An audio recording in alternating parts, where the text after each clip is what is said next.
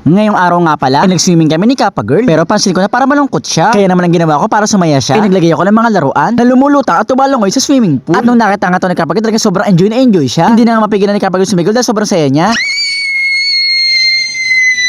Isang umaga, dahil nga sobrang init na naman ng panahon, iniyakag ako ni Kappa Girl mag-swimming. Kaya ito, nanghiram kami sa kapitbahay na swimming pool. At nakiusap na rin kami na kung pwede, sa kanila na rin kami iigib ng tubig. Ito na nga lang at pumayag. Kaya nga ito, pupunin na namin ng tubig ng swimming pool. Medyo matagal nga lang mapuno. Grabe, halos 30 minutes yata kami naghintay bago ito mapuno. Kasi bukod yung tubig sa hose, ay nagigib na rin ako sa timba. At after 30 minutes, ito nga puno na.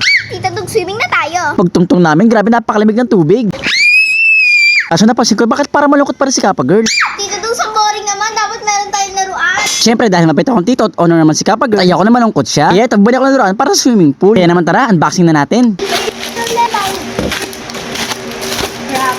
So mga kadugit, eto na pala yun. Alam na pelasong animal siya. Una ay itong duck, sumunod naman itong talangka na kulay pula. Tapos eto meron din pagong na kulay green. Puro pantubig siya, meron nga din itong pating na kulay pink. Eto naman pagong na kulay blue, para si Squirtle siya oh. Ang pinakalasi, meron din pating na kulay blue. Bali lahat pala talaga sila ay pantubig. Umulutang sila tapos lumalangoy. Ito yung mga kamay nila. Diba? Ang cute, ano kayo tsura nila pag lumalangoy? Alam ko matutuwa si Kappa Girl dito. Sobrang excited na rin kasi ako ilagay sila sa swimming pool. Okay, Tita Dog, sagay mo na yan dito sa tubig. At eto nga, isa-isa ko na silang nilagay dito sa tubig. Grabe, sobrang cute, sobrang nakakatuwa. Kasi lumalangoy talaga sila sa tubig. At talaga sila totoong animals. Hindi yung si Squirtle ang bilis. Tira niya ang bilis siya lumangoy. Ito naman talangka, medyo kakaiba ang langoy niya. Patalikod daw, para lang siya nagpa-floating. Ako naman, ito naman ang favorite ko, itong duck. Favorite color ko kasi ang yellow eh. Grabe, napakabilis din yung lumangoy, tingnan niyo. Tapos ito naman pink na pating. Ito ang favorite ni Kappa Girl. Grabe, ang bilis din yung lumangoy ah. Ayan mga kadugit, ito nga pala silang lahat. Sobrang dami, sobrang cute na lang tignan. Mas masaya kasi mag-swimming kapag may mga ganito sa swimming pool. Sobrang nakakatawa naman kasi talaga, sobrang sapas yating na tignan kapag lumalangoy. Akala mo talaga mga totoong isda silang lumalangoy eh. Ito naman si Squirtle, langoy niya paikot lang. Ayan, tingnan niyo, ang kulit oh, paikot-ikot lang siya.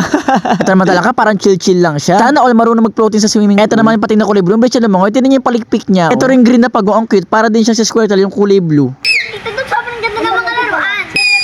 Dahil nga sobrang bibilis na lumangoy, tatalsikan na yung tubig. Kaya ito para di maubos, nag-iigib ako ng timba-timba at ibubos ko dito sa swimming pool. Ay, sa wakas time ko naman to para mag-relax. Kapag talaga mainit na panahon, sarap talaga maligo sa swimming pool. Kahit hindi ka na lumangoy, kahit maupo ko na lang dyan kasi sobrang sarap sa pakiramdam ng tubig. Tapos ito, sinubukan ko natin pa ng laruan. Ito mga laruan ni Kappa Girl. Sobrang nakakatawa nga siya, sobrang nakaka-enjoy para mga kalapate. Para mga batcher o palungin mo, tapos kusang lalapit sa ipabalik. Ang kulit lang. Bali, isa-isa ko nga pala silang pinapalangoy. Kung sabihin ni favorite ko, sobrang cute niya talaga nitong kulay blue na pagong. Ito naman itong pink na pating. Ito yung lagi ang layo ng nararating kapag lumalangoy. Ito, si talangka floating pa rin sa swimming pool. Ito talaga gusto ko matutunan na yung paano bang mag-float. Chill-chill lang.